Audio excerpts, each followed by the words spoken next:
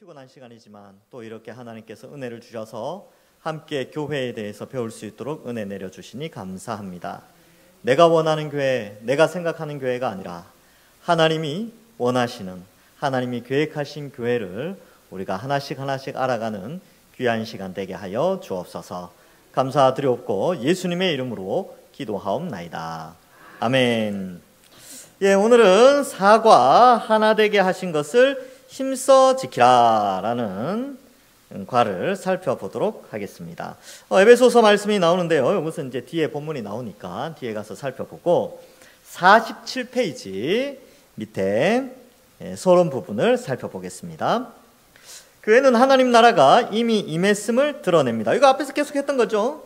교회는 어떻게 할 때 하나님 나라를 보일 수 있습니까? 바로 하나가 되어 한 몸, 한 가족으로 살아갈 때입니다. 이거 이제 삼가까지 한 내용이에요. 그래서 우리가 한 몸이다, 또 한 가족이다 라는 것을 살펴보았죠. 서로 모르던 사람이, 그것도 세상에서는 유대인과 이방인처럼 상종도 하지 않을 만한 사람들이 한 몸, 한 가족으로 자신의 것을 나누며 다른 사람의 유익과 행복을 위해 살아가는 것은 이 세상에는 존재하지 않기 때문입니다. 그래서 교회 공동체는요, 이 세상의 그 어떤 사회의 조직과 비교했을 때 존재하지 않는 그런 공동체예요. 정말 신기한 공동체죠. 그래서 자기 것을 나누고 공유하고 한 몸으로 생각하고 또 형제 자매라고 부르고 하나님을 아버지로 고백하는 이 세상에 존재하지 않는 그런 아주 독특한 공동체입니다. 자, 그런데 이런 교회적 삶은 아무런 노력도 없이 저절로 이루어지지 않습니다. 왜냐하면 교회 밖으로는 악한 세력의 유혹이 있고 교회인 우리는 연약한 자들이기 때문입니다. 그래서 외부적인 유혹 또 내부적인 연약함으로 인하여 우리가 한 가족과 한 지체요 또 한 몸으로서 하나님을 아버지로 고백하려면 각자가 노력을 해야 된다는 거예요. 이거 쉽게 생각하시면 돼요. 여러분, 이 가족이 있는데 가족끼리도 그 가족의 그 행복을 만들어가기 위해서 각자가 노력해야 돼요. 남편은 아내를 위해서, 아내는 남편을 위해서, 자녀는 부모님을 위해서, 부모님들은 자녀들을 위해서 서로 노력하는 부분이 있어야 그 가족 공동체가 아름답게 행복을 유지할 수 있듯이 교회도 똑같습니다. 교회도 그냥 가만히 있으면 되는 게 아니고 각자가 그 역할 속에서 노력하는 그런 것이 필요하죠. 근데 이 노력은 성령이 우리 속에서 감동해서 우리가 자발적으로 할 수 있도록 도와주십니다. 그래서 막 괴롭고 막 억지로 하는 그런 노력이 아니고 우리 심령 속에 자발적인 마음이 드는 거예요. 그러니까 여러분들 여기 지금 노력해서 나와 있잖아요. 막 괴로운 가운데 오늘 나오셨습니까? 오늘 막 여기 정말 오기 싫은데, 와 진짜 오기 싫은데 내가 억지로 나왔다 이런 분들은 없을 거예요. 왜냐하면 힘은 들지만 여러분들 마음속에 그래도 성령 하나님이 도우시죠. 그래도 가야지. 피곤한데 그래도 가서 공부해야지. 하나님이 기뻐하시는 교회가 뭔지 홍보해야지. 이런 마음을 주셨을 거예요. 그죠? 그래서 이 노력이 필요한데 이 노력은 성령께서 우리가 자발적인 지성과 감정과 의지를 발현할 수 있도록 도와주셔서 나타나는 노력이 되는 것입니다. 그러므로 교회가 한 몸, 한 가족이라고 말하는 것으로는 충분하지 않습니다. 한 몸, 한 가족으로 살아가기 위해서는 어떤 태도와 삶의 원리가 필요한지도 살펴야 하고 따라야 합니다. 좀 전에 말씀드린 그런 거예요. 가족과 한 몸으로서 그걸 해야 되는 것이죠. 자, 부르심을 받은 일에 합당한 사항, 그 다음 페이지. 우리 에베소서 4장 1절부터 6절인데 한 절씩 교독하도록 하겠습니다. 제가 먼저 읽겠습니다. 그러므로 주 안에서 갇힌 내가 너희를 권하노니 너희가 부르심을 받은 일에 합당하게 행하여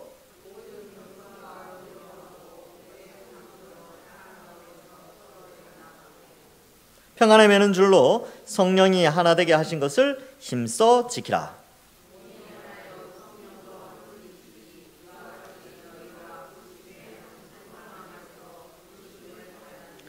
주도 한 분이시요 믿음도 하나요 세례도 하나요 하나님도 한 분이시니 곧 만유의 아버지시라. 만유 위에 계시고 만유를 통일하시고 만유 가운데 계시도다. 아멘. 자, 이제 이번 과의 주제는 뭐냐 하면 하나 되게 하신 것을 힘써 지키라예요. 그래서 힘쓰다라는 표현이 좀 강조되는 겁니다. 그래서 노력이라는 표현이 의미가 있는 것이죠. 자, 1절에 너희는 부르심에 합당한 일에 부르심을 받은 일에 합당하게 행하라라고 말씀하고 있지요. 부르심에 합당하게 행하려면 어떤 부르심인지 알아야 합니다. 하나님은 우리를 어떻게 부르셨습니까? 아래 본문을 참고할 때 교회라고 불리는 우리를 어떤 존재로 부르셨습니까? 문제가 어렵지는 않아요. 근데 읽어보면 이렇게 부르셨구나 알 수 있는데, 자, 우리가 어떻게 부름을 받았는가, 그 어떻게 부름을 받은 것에 합당하게 살 수 있는가, 이것을 생각해 보는데 에베소서 2장 14절부터 16절 같이 읽어보겠습니다. 시작. 그는 우리의 화평이신지라 둘로 하나를 만드사 원수된 것 곧 중간에 막힌 담을 자기 육체로 허시고 법조문으로 된 계명의 율법을 폐하셨으니 이는 이 둘로 자기 안에서 한 세 사람을 지어 화평하게 하시고 또 십자가로 이 둘을 한 몸으로 하나님과 화목하게 하려 하심이라. 원수된 것을 십자가로 소멸하시고. 아멘. 자, 우리를 부르셨어요. 그래서 우리를 부르셨는데 어떻게 부르셨냐라고 했을 때 어떻게 부르셨냐, 무엇으로 부르셨어요? 바로 예수 그리스도의 십자가로 부르셨죠. 16절에 보면 십자가로 이렇게 돼 있잖아요. 십자가로. 근데 십자가로 부르셨는데 교회라고 불리는 우리는 어떤 존재로 부르셨습니까? 십자가로 우리를 다 불러서 어떻게 했어요? 계속 반복되는 단어가 하나됨이죠. 하나됨. 그래서 여기에 적으세요. 십자가로 부르시고 하나되게 하셨다. 이게 중요합니다. 그래서 우리의 부르심은 십자가로 우리를 부르셨고, 우리의 부르심의 목적, 그리고 어떠한 형태로 부르셨냐 하면 하나됨으로 부르셨습니다. 그러니까 교회는 다투거나 분열하거나 이런 게 없어요. 교회는 하나이기 때문에 한 몸으로 부르셨죠. 그래서 우리 동산교회도 마찬가지고요. 또 동산교회 주변에 있는 교회들도 마찬가지고, 또 진리를 그대로 가지고 있는 타 교단원도 역시 마찬가지로 우리는 그냥 다 한 몸이에요. 기능이 조금 다르죠. 기능이. 그렇죠? 그래서 저는 우리 교단을 굉장히 자랑스럽게 여기기 때문에 우리 교단은 이제 오른팔 역할을 한다. 그러면 이제 다른 교단들은 왼팔 역할도 하고 다리 역할도 하고 그런 역할을 하는 거예요. 근데 우리가 다 그리스도를, 예수님을 그리스도로 고백하면서 그리스도의 형벌 대속의 복음을 믿기 때문에 한 몸으로 하나님을 아버지로 고백하게 되는 것이죠. 이단들은 아니에요. 우리 몸 지체가 아닙니다. 이단들은 다른 완전히 다른 그런 악한 존재들 있죠. 그래서 이러한 관점에서 일단 조금 좁게 생각해서 우리 교회 공동체, 우리 동산교회는 한 몸이다. 이렇게 우리가 좀 인식할 필요가 있습니다. 자, 2번. 하나님을 믿는 우리를 그리스도와 합하게 하셔서 그 안에서 하나 된 교회로 만드셨습니다. 이제는 그리스도의 뜻을 따라 이 교회적 존재에 어울리게 살아야 합니다. 교회적 존재는 뭐냐 하면 하나 된 존재로 살아야 되는 거죠. 그래서 여러분, 교회 안에 와가지고 다른 사람의 단점이 많이 보일 거예요. 단점도 보이고 장점도 보이는데, 이 하나됨이라는 이런 뭐라 그럴까요? 이 부르심에 합당한 이 하나됨을 바라본다면 단점도 있지만 내 몸이기 때문에 몸의 단점은 우리가 감추려고 해요. 그렇지 않습니까? 그죠? 예, 단점을 감추려고 어떻게 해요? 옷도 입고 이렇게 뭐도 하고 이렇게 테이프도 붙이고 그러더라고요. 그러니까 단점은 감추어 주는 게 몸의 모습인데, 다른 사람들의 단점이 보이면 그거 감추어 주려고 하고 덮어 주려고 하고 이해하려고 노력해야 됩니다. 그게 한 몸이에요. 그래서 그러한 것이 좀 의미가 있죠. 그리고 연약하면 보호해 줘야 됩니다. 제가 이제 이 예를 들어보겠습니다. 기억에 남으시라고. 여러분, 우리는 서로를 보호하는 사람이에요. 강한 자가 약한 자를 보호해야 되는데 이게 몸의 원리에도 그대로 나타납니다. 제가 중학교 때, 그때 중학교 때는 아직 체벌이 있었어요. 제가 중학교 때 체벌, 많이 맞았습니다. 저도 선생님한테. 진짜 기억에 남는 거는 과학 선생님이 들어와서 1점에 한 대씩 때릴 때 아직도 기억이 납니다. 30점 떨어졌다고 세상에 30대를 종아리를 때리는데, 집에 갔더니 아버지가 열받으셨어요. 아무리 그래도 그렇지 이렇게 때리냐고. 저는 쫓겨 맞은 거예요. 그 과학 선생님 체력이 정말 좋았거든요. 근데 이제 그 뒤로 과학 공부 정말 열심히 했습니다. 그러니까 성적은 오르더라고요. 근데 제가 왜 이 말씀 드리냐면, 이제 과학 선생님은 이제 그렇게 했는데 수학 선생님은요 머리를 때리셨어요. 머리를.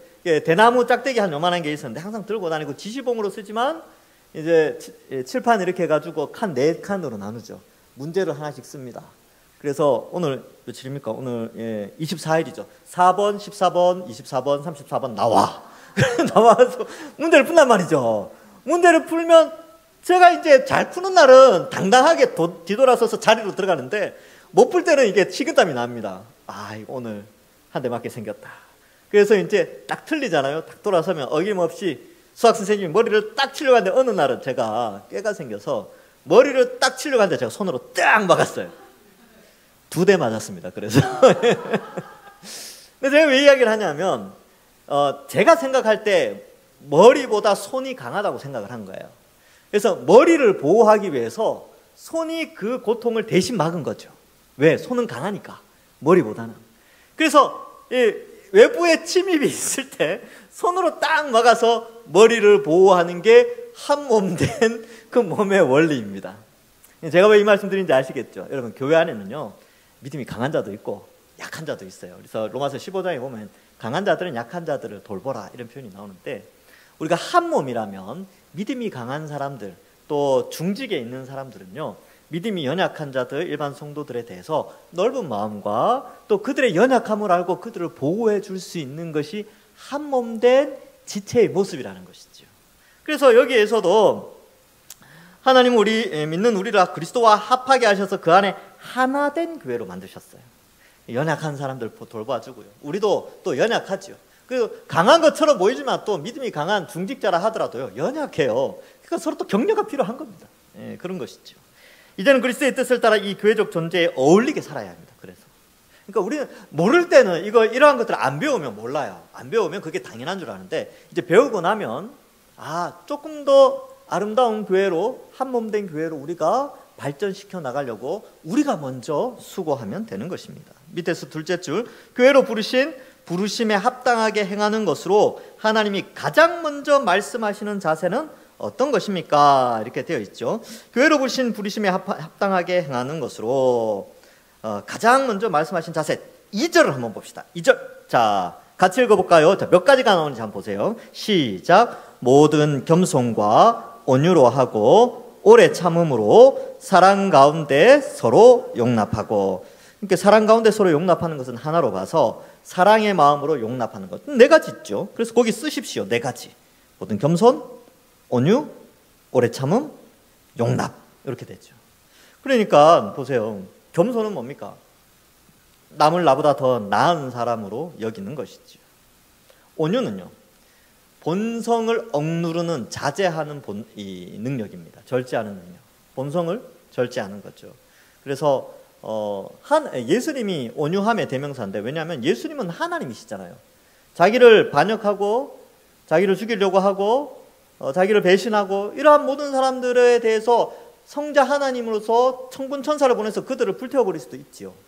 그러나 그렇게 하지 않았어요. 오히려 저들의 죄를 사하여 달라고 십자가에서 기도하신 그 온유함, 이러한 것들을 우리가 담는 것이죠. 그러니까 온유함이 뭐냐면 내가 저 사람을 충분히 이렇게 이제 흔히 말하는 이렇게 그죠? 이렇게 무시할 수도 있고 어떤 그런 힘이 있는데도 그걸 사용하지 않고 오히려 받아들여주고 위하여 기도해주는 그러한 부드러운 마음을 의미합니다. 오래 참음. 그래서 여러분, 가족들은 오래 참아야 돼요. 부부간에도 오래 참아야 되고 자식들한테도 오래 참죠. 그래야 가족이 행복해집니다. 오래 참는 거. 그런 사람들이 있어요. 내가 언제까지 참아! 이렇게 막 하면서 이렇게 이제 막 폭발하시는 분들이 있는데, 그러면 그거 하회하는데 시간 오래 걸립니다. 근데 그때 한번 참으면요, 그 다음날 행복해요. 그래서 이런 것들을 볼 때 오래 참는 사람이 강한 사람이에요. 잘 참는 사람, 믿음이 강한 사람이 있죠. 근데 그렇게 참음으로 말미암아 한 몸을 이루는데 엄청난 영향력을 미치게 됩니다. 그래서 내가 언제까지 참아라고 하는데 주님 오실 때까지 한번 참아봅시다. 베드로가 7번 참으면 됩니까? 그러니까 7번에 70번이나 참아라. 쉽지 않습니다. 저도 마찬가지죠. 저도 쉽지 않아요. 근데 성경을 읽으면 어때요? 다시 한번 다짐하잖아요. 그래 참아야지. 그리고 꾹 한번 참아서 막 억울해, 막 속에서 이런 게 올라와요. 막 스트레스 쌓이고 막 그죠, 막 터뜨리고 싶은데 이런 말씀을 읽는 거예요. 오래 참음과, 야 역시 내가 잘했구나. 그래서 위로받는 거예요. 그래서 풀려지는 거죠. 아, 참은 내가 대단하다. 하나님도 칭찬해요. 이 성경을 통하여 너 참았구나. 너 성경적인 성도로서 잘 참았다. 이렇게 말씀으로 위로해 주시는 거죠. 그 다음에 사랑으로 서로 용납하고, 이거는 잘 아실 거예요. 우리 다 연약하잖아요. 아까도 말씀드렸다시피 저도 연약하고 여러분도 연약합니다. 여러분들 저를 용납해 주듯이 옆에 있는 성도도 용납해 주시고 그렇게 하시면 돼요. 저도 여러분들 용납하고 또 그렇게 하는 거죠. 서로 이것이 바로 하나됨을 유지하는 데 힘쓰는 모습이다. 자, 3번. 우리는 개인적인 신앙생활에서 힘써야 한다고 생각합니다. 힘써야에 내모치십시오. 힘써야. 그런데 성경은 부르심에 합당한 것으로 더욱 힘써야 하고, 더욱 힘써야에 내모치십시오. 신앙생활 힘써야죠. 힘써야 됩니다. 맞아요. 개인적인 신앙생활, 말씀 읽고 기도하고 전도하고 이런 개인적인 신앙생활이죠. 그런데 부르심에 합당한, 이게 뭐냐면 한 몸 된, 하나 된 것에 합당한 것에 더 힘써야 된다. 이것을 말합니다. 그러니까 개인 신앙생활도 힘써야 되지만 한 몸으로 부르신 것을 지키기 위해 더욱 힘써야 되는 것이 우리의 부르심이죠. 자, 그래서 그것은 무엇이면 왜 그렇게 해야 하는지 말해 보십시오. 3절에 보면 평안에 매는 줄로 성령이 하나 되게 하신 것을 힘써 지키라. 그래서 밑에다가 성령이 교회를 하나 되게 하셨기 때문에 이렇게 써놓으세요. 성령이 교회를 하나 되게 하셨기 때문에. 그러면 성령이 하나 되게 하신 것을 우리가 지킨다는 것은 성령의 사역에 동참한다는 것이고요, 성령에 순종한다는 뜻입니다. 그러면 하나됨을 깨트리고 남을 미워하거나 다투거나 분열을 일으키고 하는 것은 결국 성령의 하나 되게 하신 것에 대해서 좀 반역하는, 죄를 짓는 그런 모습이죠. 그래서 우리가 좀 넓은 마음이 필요해요. 넓은 마음. 근데 뭐 이렇게 이걸 배우는 사람들은 마음이 넓어서 좋은데, 여러분들 마음속에 그런 마음이 있을까요? 아, 이건 누가 들어야 되는데, 아, 이건 누가 들었으면 좋겠다, 요 공부는 누가 참 들었으면 좋겠다. 예, 주님께서 알아서 다 깨닫게 하시니까 우선 우리가 들어야 돼요. 내가 들어야 돼. 우선 오늘은 내가 들어야 됩니다. 오늘은. 예, 그래서 우리가 이러한 모습이 있어야 됩니다. 자, 그래서 이러한 부분들을 좀 살피면서, 사실 이거 옛날에 설교 시간에 에베소서 옛날에 제가 와가지고 했는데 기억 안 나시잖아요. 저도 제가 이거 한지 기억 안 납니다. 감사하게도 기억이 안 나요. 그러니까 자꾸 반복하면서 우리 자신을 돌아보고 우리의 믿음이 자라가는 것이죠. 자, 그다음, 자, 그 박스 안에 있는 것은 제가 이제 필기를 하면서 함께 살펴보도록 합니다. 화면을 좀 바꿔주시면 감사하겠습니다. 자, 우리는 어떤 부르심을 받았습니까? 바로 한 몸인 교회로 부르심을 받았습니다. 교회는 한 분 그리스도와 합하여 하나가 된 존재입니다. 그분을 머리로 한 주님의 몸된 교회입니다. 그래서 이게 주님의 몸된 교회, 이게 아주 중요하지요. 그러므로 한 몸인 새로운 존재와 교회는 동의어입니다. 이것이 바로 우리의 부르심입니다. 하나님은 우리를 교회가 되도록 부르셨습니다. 즉 하나님은 그리스도 안에서 하나 곧 한 몸인 한 세 사람이 되도록 우리를 부르셨습니다. 한 몸인 한 세 사람, 이렇게 돼 있죠. 그래서 한 몸이고 한 세 사람, 완전히 새로운 존재. 그러니까 이 예수 그리스도로 말미암아 깨끗함을 입어 서로 지체가 되는 완전히 새로운 존재를 말씀이신 예수 그리스도를 통하여 창조하셨어요. 태초에 하나님이 천지를 말씀으로 창조하신 것처럼 교회 공동체도 말씀이신 예수님을 통하여 창조하셨습니다. 그러한 존재가 되었죠. 한 몸이 되었다는 것은 교회가 되었다는 것이고, 그것은 곧 구원을 받았다라는 것입니다. 교회의 일원이 되는 것이 구원을 받았다라는 의미예요. 제가 또 말씀드리죠. 교회 바깥에 있으면서 구원을 받았다라고 말할 수 없다 그랬죠. 그 몸에서 잘려 나갔는데 거기에 어떻게 영혼이 있다라고 말하겠습니까? 이 몸에 붙어 있을 때, 몸에 그리스도를 머리로 하여 몸된 교회에 붙어 있을 때 그 속에 성령이 있어서 몸을 이루게 됐죠. 자, 보세요. 여기 보시면, 그림을 보시면 사람이 이렇게 있어요. 사람이 이렇게 있지요. 아유, 예. 초등학교 1학년 때 제가 그림을 이렇게 그렸습니다. 사람을. 예, 이렇게. 감사합니다. 예. 자, 이렇게 그렸는데 이 몸에 영이 있어요. 영. 그렇죠? 이거는 육체죠. 자, 육체 가운데 영혼이 2개가 있습니까? 3개가 있습니까? 1개가 있습니까? 1개가 있죠.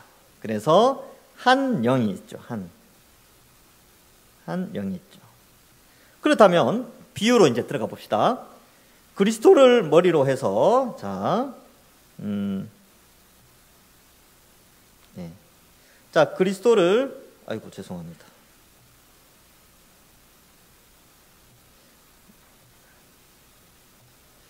이렇게 그리스도를 머리로 해서 한 몸이 이렇게 되어 있는데 여기가 그리스도라면 몸은 교회죠. 그렇죠? 그런데 사도 바울이 비유를 쓸 때 이 몸, 그리스도를 머리로 한 이 몸에 한 성령이 있다 이렇게 표현해요. 한 성령. 한 성령. 그러니까 인간의 몸과 똑같은 거예요. 그러니까 우리가 서로 붙어 있다는 것은 성령이 우리 몸된 교회 안에 한 분 성령이 계시다는 거죠. 그럼 다른 성령이 계시지 않아요. 다른 영이 또 들어오지 않습니다. 다른 영은 있을 수도 없고 있으면 성령이 아닌 다른 영은 쫓아내야 되죠. 예, 이상한 거니까. 그래서 한 성령으로 한 몸을 되도록 한 성령이신 하나님이 우리를 하나 되게 하셨어요. 그래서 여기에서 이 몸된 교회에서 벗어나서는 존재할 수가 없습니다. 그것은 바로 죽은 그 몸의 한 부분일 뿐이지요. 자, 그런 의미에서 우리가 이 그리스도를 머리로 한 성령으로서 이 귀한 지체가 되었다는 것이 큰 의미가 있습니다. 그래서 여기 보면 구원을 받았다 이렇게 되죠. 구원. 이 몸에 붙어 있을 때만 구원을 받습니다. 교회 공동체에 기속된 자만이 구원받은 자라고 여긴다는 것이죠. 자, 그리스도와 합하여 교회가 될 때 죄사함, 그렇죠? 그리고 의롭다함을 얻을 수 있기 때문입니다. 그러므로 우리의 부르심은 여러 가지 표현으로 묘사될 수 있습니다. 그리스도와 합했다, 갈라디아서 3장 26절에서 27절. 그리스도 안에 거한다, 하나이다, 한 몸인 한 세 사람이다, 교회이다, 구원받았다, 천국 백성이다. 이렇게 표현되어지는 것입니다. 자, 이제 우리의 부르심이 무엇인지 분명해졌을 것입니다. 그리고 이런 부르심을 받은 우리 모두는 다음과 같은 말씀을 들어야 합니다. 너희가 부르심을 받은 일에 합당하게 행하라. 부르심에 합당하게 행한다는 것은 성령이 평안이라는 줄로 우리를 묶어 하나가 되게 하신 것을 힘써 지키는 것입니다. 여기 힘써에 동그라미 치십시오. 네모를 치든지 힘써 지키는 것입니다. 즉 한 몸인 교회가 그리스도 안에서 더욱 한 몸으로서 복된 삶을 살도록 힘써 행해야 합니다. 아까도 말씀드렸다시피 여러분 힘을 써야 돼요. 여러분 이곳에 오시는 것도 힘 쓰셨었죠. 주일날 봉사하는 것도 마찬가지요. 예배 드리는 것도 마찬가지요. 전도하는 것도 힘써야 되고요. 말씀 읽는 것도 힘써야 되고 기도하는 것도 힘써야 되고요. 또 교회 와서 성도들과 교제하면서 배려하고 또 이해하고 용납해주고 하는 것도 힘쓰는 거예요. 그래서 이러한 것들을 먼저 믿는 자들이, 믿음이 강한 자들이 이러한 힘씀을 통하여 또 여러 연약한 지체들이 신앙이 자랄 수 있도록 해주는 것이 바로 교회를 섬기고 힘쓰는 것이 되는 것입니다.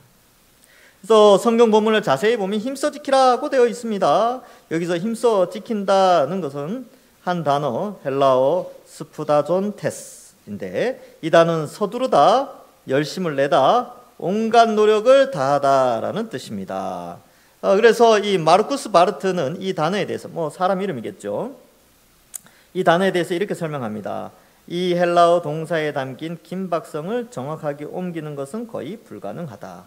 이 동사는 서두름과 열정뿐 아니라 의지, 감정, 이성, 육체적 힘과 모든 마음가짐을 포함하는 전인격적인 모든 노력을 의미한다. 아이고, 힘쓰는 게 이렇게 힘든 거군요. 그죠?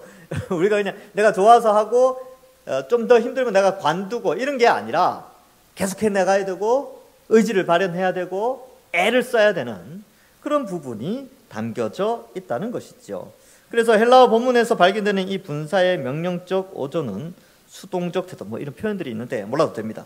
예, 여기 보면 정숙주의나 방관자적 자세 또는 부지런하지만 신중하게 여유를 보이는 태도를 배격한다라고 되어 있죠. 그렇죠? 수동적인 태도, 정숙주의, 방관. 그러니까 교회 안에서 이게 좀 그렇습니다. 연약한 자들에 대한 배려는 있는데 이 연약함의 특징이 뭐냐면 어떻게 그 신앙이 너무나 연약하고 그런 모습들이 뭐냐면 주일 예배 그 1시간을 굉장히 괴로워하시는 분들이 있어요. 빨리 예배 보고 가고자 하는. 근데 왜 예배를 오냐 하면 안 오면 왠지 지옥 갈 것 같으니까. 그러니까 오는 거예요. 그러니까 오기는 와야 되는데 그 시간이 너무 괴로운 거예요. 그래서 억지로 버티고 있다가 가는 거죠. 그러니까 우리 다음 세대들 중고등부나 청년부 또 우리 유초등부 아이들 경우도 이런 경우가 있을 수 있죠. 근데 이런 것이 오래 지속되면요 어느 순간 나타나게 돼요. 정말 그가 그리스도 안에서 이러한 힘쓰고 애씀이 있어야 함에도 불구하고 그렇게 하지 못함 이런 것들이 결국은 나타나게 되는 것이죠. 그래서 우리가 힘써야 된다라고 했을 때 이 부분을 믿어야 돼요. 이 믿음이 있어야 됩니다. 아, 예수님을 믿으면 하나 되는 것을 힘써야 되는구나 라는 믿음이 있어야 돼요. 이 믿음이 있어야 믿음이 자라고 성장할 수가 있습니다. 그래서 이걸 가르치기도 하고 또 그렇게 해야 되죠. 그래서 세례 교육을 할 때도 마찬가지고 세례 교육은 그냥 나이가 됐으니까 받고 때가 됐으니까 받고 이게 아니라 세례 교육을 할 때 이 부분을 반드시 다루어 주는 것이죠. 앞으로 예배 잘 드리셔야 됩니다. 또 세례 교육에 보면 그런 게 다 나오거든요. 이제 앞으로 전도하려고 애쓰셔야 됩니다. 주일 성수하려고 애쓰셔야 됩니다. 물질에 있어서 또 하나님께 11조 잘 드려야 됩니다. 또 여러 가지 조항들이 있어요. 성경도 읽어야 됩니다. 이제 기도하셔야 됩니다. 그런 것들 다 한단 말이죠. 그리고 주기도문이나 사도신경 모르면 이거 외우셔야 됩니다. 그런 거 다 한단 말이죠. 이게 뭐냐면 애쓰고 힘쓰도록 가르치고 해서 세례를 베푸는 거예요. 근데 그것을 전인격적으로 받아들여야 되죠. 그래서 나는 세례 받고 아무것도 안 할래. 난 정숙하고 방관자적 자세로 이렇게 한다. 이것은 이 교회 이제 그리스도의 몸된 교회의 하나됨을 지키는 일에 합당하지 않습니다. 그래서 당신이 주도권을 잡아야 한다라는 표현은 뭐냐면 적극적으로 성령의 도우심으로 이런 일들을 감당해내야 한다는 것이죠. 지금 당장 시작하라. 당신이 해야 할 일, 이것이 바로 내가 원하는 것이다. 이런 절박한 의미가 3절에 포함되어져 있습니다. 그죠? 3절. 평안에 매는 줄로 성령이 하나 되게 하신 것을 힘써 지키라. 이렇게 당장 시급하게 모든 노력을 기울여 하나됨을 지키기 위해 구체적으로 어떻게 행해야 합니까? 모든 겸손과 온유로 행하고 오래 참음으로 사랑 가운데 서로 용납해야 하는 것입니다. 앞에서 설명했고요. 부르심에 합당하게 행하라고 명령한 후 2절에 제시하는 방향을 보면 참으로 평범하고 소극적인 자세인 것처럼 보입니다. 겸손하라, 온유하라, 오래 참으라, 사랑으로 서로 용납하라. 왠지 너무 흔하고 평범하며 수동적이고 소극적인 것처럼 생각됩니다. 그러나 우리가 지금 어떤 존재인지 생각한다면 이 명령과 열거된 삶의 자세와 방향은 매우 대단히 중요하고도 근본적인 것임을 알 수 있습니다. 그래서 여러분 이제 우리가 믿음이라는 것, 신앙이라는 것, 그리고 교회를 세워 나간다라는 것을 생각해 볼 때에 이 하나된 것을 힘써 지키는 교회의 사명, 교회는 이 하나된 것을 힘써 지키는 이 사역과 이 역동성이 교회 안에 반드시 있어야 됩니다. 그래서 이 사람들에 의해서 나머지 사람들을 그러한 모습을 보면서 배워가게 돼 있어요. 지금 처음 등록한 사람한테 이렇게 너 힘써가지고 이제 막 일을 못하죠, 그죠? 근데 우리가 그 모습을 보여줘야 돼요. 기존의 신자들이 신앙생활을 저렇게 하면 저렇게까지 한 몸을 이루기 위해서 저렇게 하는구나. 이렇게 섬기고 봉사하고 막 하는 거죠. 그래서 그들이 6개월 지나고 1년 지나서 세례 받으면서 이제 그러한 것들을 배워 나가게 되는 것이죠. 그래서 자라가게 됩니다.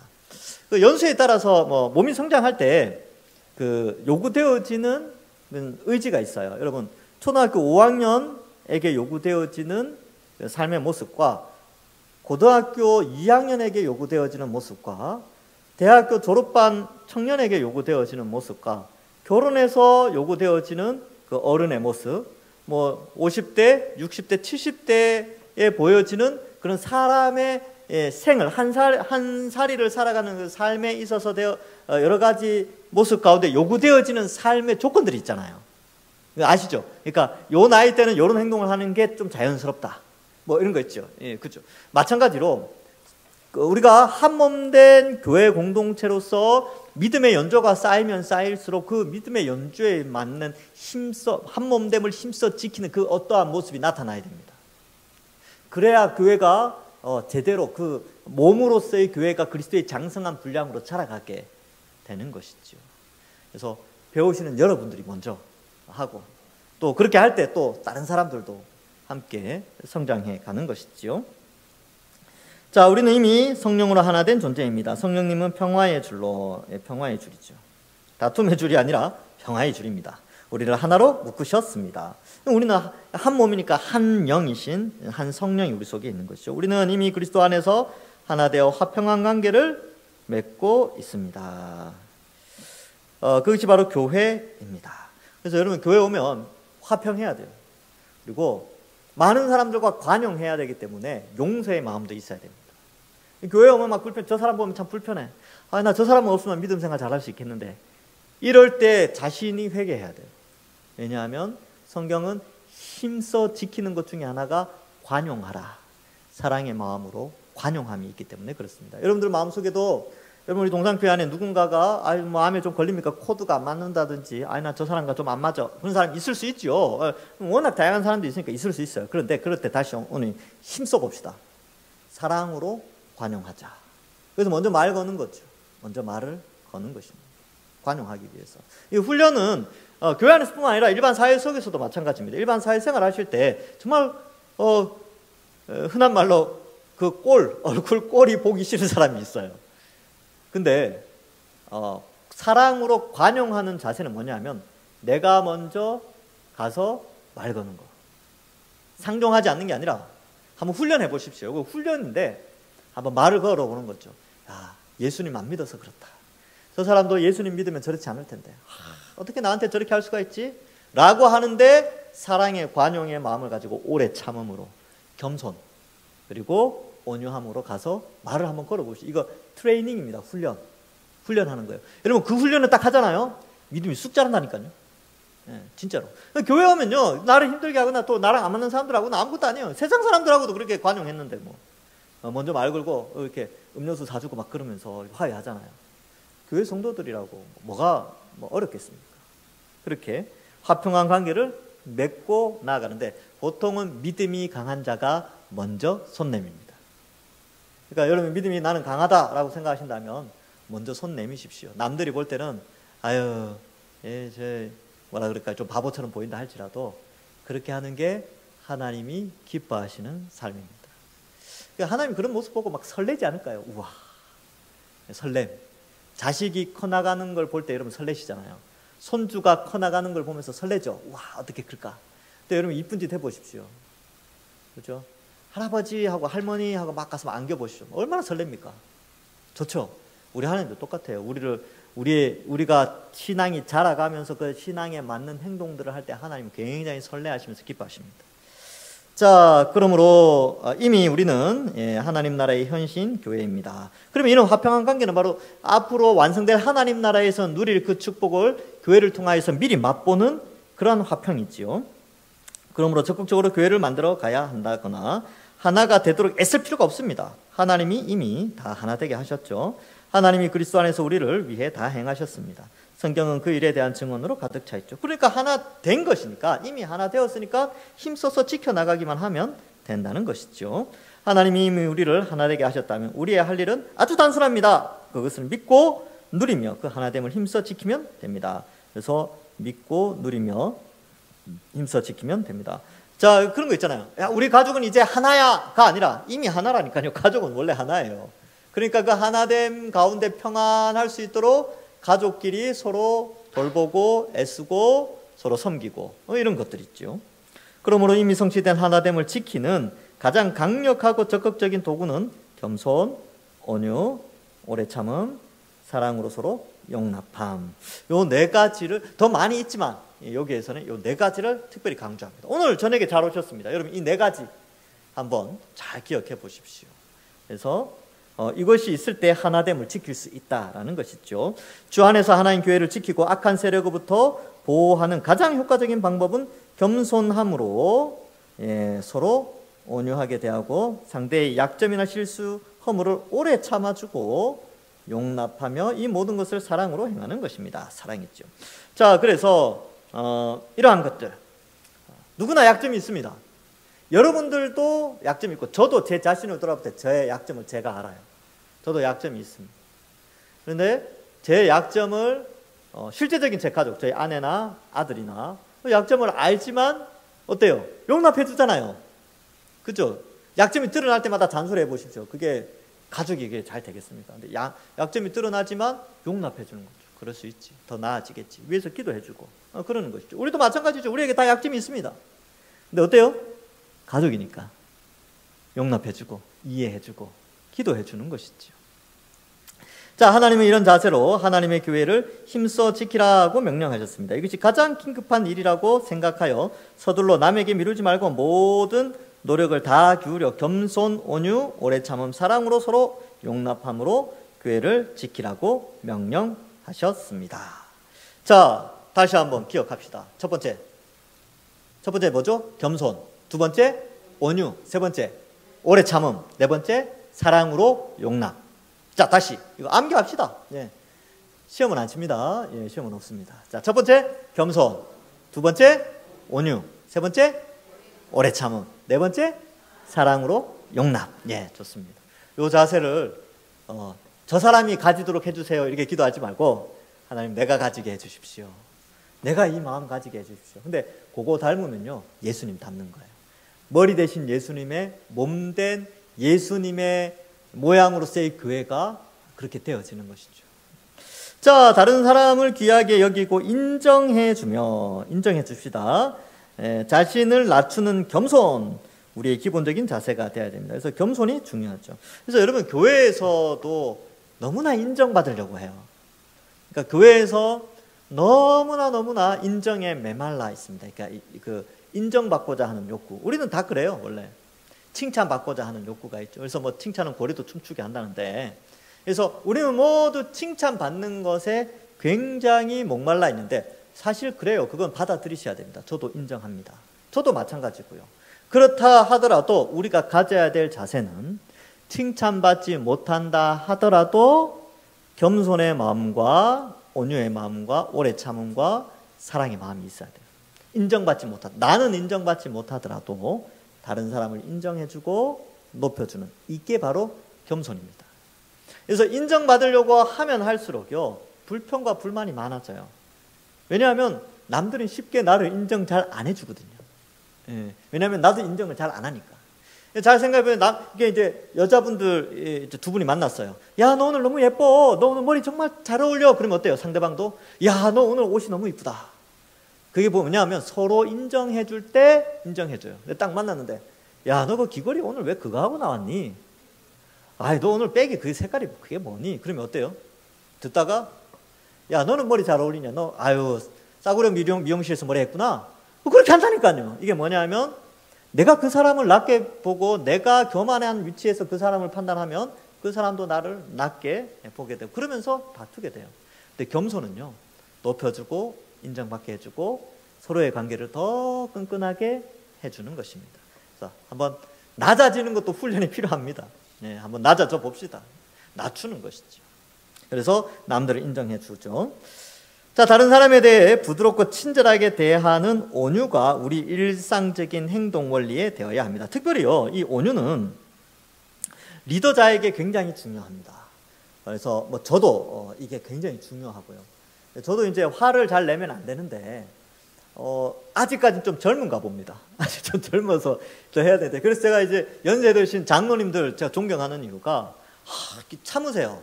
참고 한 번 더 생각하시고, 또 우리 은퇴원로 장로님들 보면 그 기품이 있어요. 그래서 참으시고 이해하고 그런 것들이죠. 이렇게 제가 참 부족한 게 많은데 은퇴원로 장로님들이 그래도 참아주시는 부분 제가 느낍니다. 그걸 알아요. 참 감사하죠. 저는 잘 못 참을 것 같아요. 아직 젊어서 그런지. 근데 이게 연륜이 있어요. 연륜이 쌓이면요, 이러한 게 늘어났죠. 그래서 우리 모두에게, 리더들에게 필요한 것이 온유함입니다. 부드러움이 있죠. 다른 사람을 친절하게 대하는. 그래서 여러분, 구역장도 그렇고 교사도 그렇고, 또 여기 이제 중직자들도 있는데, 장로님들, 시무집사님들, 또 권사님들도 어느 정도 봉사자의 높은 위치에 있을 때는요, 이런 온유한 마음이 필요합니다. 부드럽고 친절하게. 이게 필요하죠. 저도 이게 많이 훈련하려고 노력하겠습니다. 많이 훈련하려고 노력하고 하는데, 어쨌든 이러한 것이, 리더들이 이렇게 하면요, 밑에 사람들 쭉 따라와요. 같이 담습니다. 또. 자, 다른 사람의 약점을 잘 받아주고, 그죠?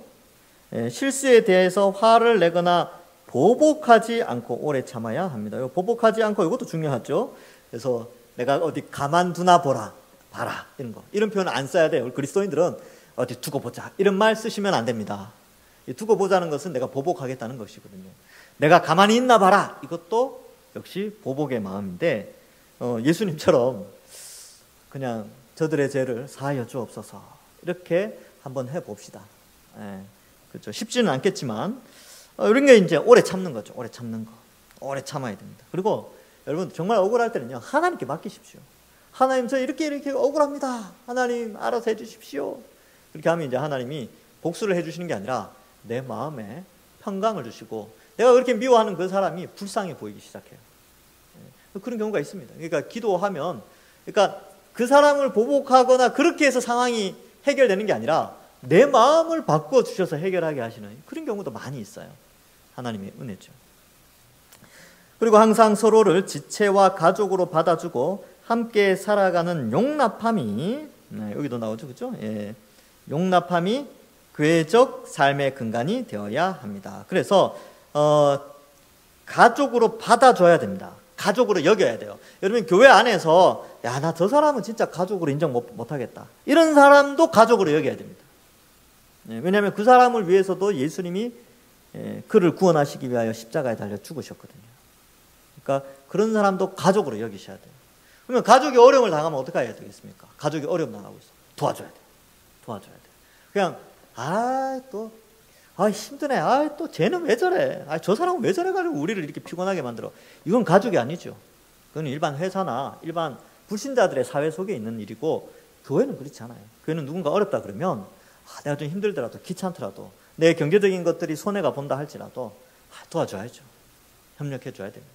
그게 바로 가족이죠. 그래서 가족으로 받아주는 자세도 중요합니다.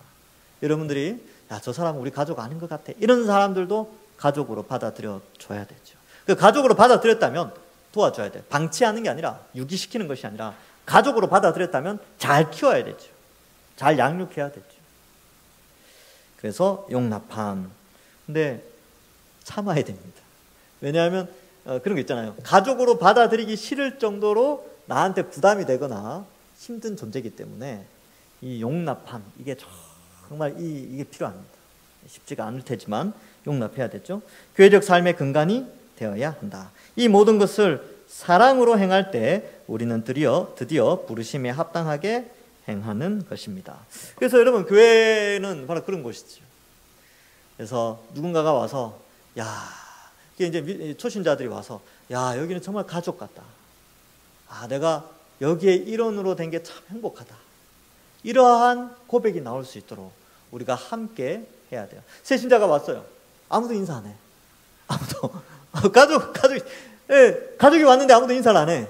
문제가 있죠. 근데 멀리 떨어졌는데 막 달려가서 잠깐만요 붙잡고 인사하고, 그건 안 되더라 하더라도, 새 신자가 왔거나 오랜만에 누군가 왔으면 그 주변에 있는 사람들은요, 같이 인사를 하고 그렇게 하는 게 좋습니다. 그래서 우리 교회에 계속 새가족이 오기도 하고 누군가가 새로 오면요, 가족이라고 생각하고 맞아주셔야 됩니다. 이상가족 아시죠? 멀리 떨어져 있다가 오랜만에 만난 사람들, 그것처럼 여겨주셔야 돼요.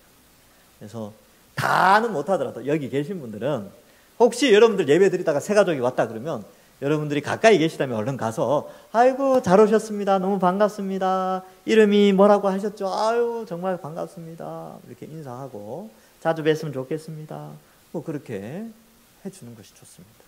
그리고 제가 다 신경 쓸 수 없죠. 그러니까 어떤 분들은 아예 목사님들이나 교육자들이 알아서 하겠지. 그건 가족이 아니에요. 가족이 아니죠. 가족은 우리가 다 가족인데 같이 해야 합니다. 제 능력도 한계가 있고 그러니까. 자, 그래서 이렇게 자 다시 한번 암기하고 마치겠습니다. 첫 번째, 부르심에 합당하게 힘쓰는 자세. 첫 번째 뭡니까? 겸손. 두 번째, 온유. 세 번째, 오래 참음. 네 번째, 사랑으로 용납함. 이러한 삶을 우리가 먼저 잘 행해서 한 가족된 교회로 우리가 함께 잘 만들어 가기를 간절히 소망합니다. 이 시간 짧게 기도하고 제가 마친 기도하겠습니다. 이 네 가지의 이 사역, 이것을 잘 감당할 수 있도록 하나님, 제가 먼저 겸손하고, 제가 먼저 온유하며, 제가 먼저 오래 참고, 제가 먼저 사랑으로 용납하는 그리스도의 형상을 닮아가는 자가 되게 해달라고 기도하시고, 우리 동산교회가 가족 같은 교회, 한 가족으로서의, 한 몸으로서의 교회, 성령이 하나 되게 하신 것을 힘써 지키는 교회가 되게 해달라고 이 시간 이 두 가지를 가지고 우리 주여 한번 부르짖고 함께 기도하겠습니다. 주여,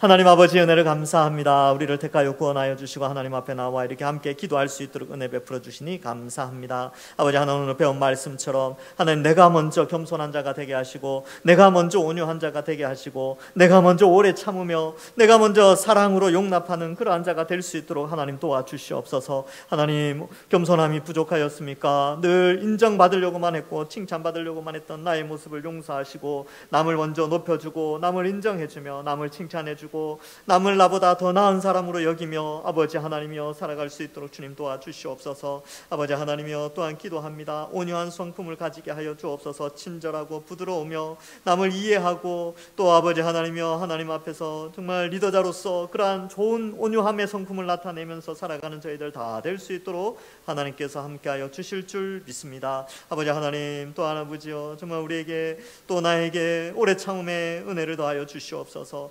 예수님이 제자들에 대하여 오래 참으신 것처럼, 우리에 대해서 오래 참으시는 것처럼 아버지 하나님이여 그리스도의 몸된 교회로서 오래 참는 것도 훈련하며 연단받으며 아버지여 참고 또 참아 가족으로서의 교회 공동체를 잘 만들어갈 수 있도록 하나님 은혜를 내려 주시옵소서. 아버지 하나님, 또한 주님께서 함께하여 주셔서 아버지여 사랑으로 용납함을 잘 알게 하여 주옵소서. 교회 안에 연약한 자들, 부족해 보이는 자들, 아버지 하나님이여 아버지 원망과 불평하기보다는 그들을 용납해 줄 수 있는 넓은 마음을 가진 자가 될 수 있도록 주여 은혜를 더하여 주시옵소서. 아버지 하나님, 우리 동산교회가 서로 하나 되어지고 이미 하나 된 것을 힘써 지켜나가는, 성령의 하나 되게 하신 것을 힘써 지키며 하나님께 칭찬받는 교회 되게 하시고, 아버지여 남에게 이 모든 것을 미루는 것이 아니라 우리 자신이 먼저 이 하나됨을 힘써 지켜나가는 일에 힘쓰는 자들이 되고, 우리가 수고하고 헌신하는 그 수고의 열매가 하늘 창고에 가득 채워져서 하나님께 칭찬받는 우리 동산교회 우리 모두가 될 수 있도록 주여 은혜를 내려 주시옵소서. 하나님 감사합니다. 우리를 택하여 구원하여 주시고 우리 동산교회 안에서 한 가족으로 한 몸으로 서로 하나가 되어서 믿음 생활하게 하여 주시니 감사합니다. 오늘 배운 것처럼 우리가 정말 하나님 앞에, 또 많은 사람들 앞에 겸손하고, 또 그리스도의 성품을 닮아 부드럽고 친절한 온유함과, 주님께서 우리를 오래 참으신 것처럼 우리도 많은 사람들을 향하여 오래 참고, 또 사랑으로 용납하고, 또 관용의 마음을 가져서 아버지 하나님, 이 교회를, 이 주님의 몸된 교회가 하나 되고 그 하나 된 것을 힘써 지켜나가는 일에 우리가 애쓰는 저희들 다 될 수 있도록 은혜 내려 주옵소서. 그래야 우리 동산교회가 하나님이 보실 때 정말 성경적인 교회, 이 시대에 정말 빛과 소금의 역할을 감당하는 아름다운 교회가 될 수 있도록 축복하여 주옵소서. 모든 것을 하나님께 맡기오며 우리를 지켜주실 줄 믿사옵고 예수님의 이름으로 기도하옵나이다. 아멘. 수고하셨습니다. 하나님께 영광의 박수를 올려드리겠습니다.